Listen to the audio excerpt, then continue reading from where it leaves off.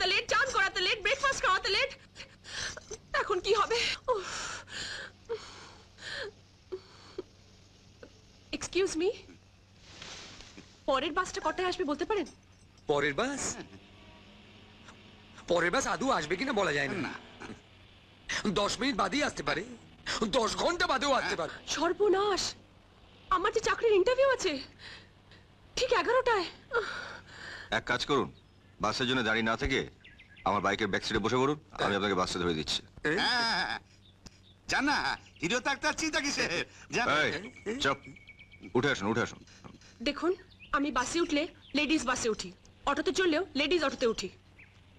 আপনার সঙ্গে এখন এই বাইকে যদি যাই তাহলে রাস্তায় গর্ত পড়বে, স্পিড ব্রেকার পড়বে, আপনার শরীরের সঙ্গে আমার শরীরের স্পর্শ হবে, ধাক্কাও লাগতে পারে। কাজটা কি উচিত হবে? আপনার বন্ধুদের আবার কি হলো? টিবি, টিবি হয়েছে টিবি। ও, আপনার সমস্যাটা তো ভীষণ জটিল। জটিল, ভীষণ জটিল। কি যে করি। উফ, একটাই উপায় আছে। কি?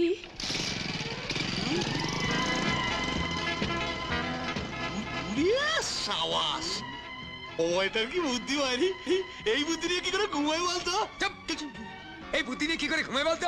এটা কোনো বুদ্ধি হলো? এই নতুন টেকনিক বার করে অভয়টা সমস্ত ইয়ং ছেলেদের কপালটাই একেবারে পোড়ালো। মেয়েদের সবাই বোঝে, ছেলেদের কেউ তো বোঝে না। আচ্ছা, আমরা যেভাবে যাচ্ছি লোকে কি ভাবছে বলুন তো? সবসময় লোকনিন্দের কথা ভাবলে চলবে না। আপনার কোনো অসুবিধা হচ্ছে না তো? না না, আমি ঠিক আছি। কি সুপার আইডিয়া দেখেছিস?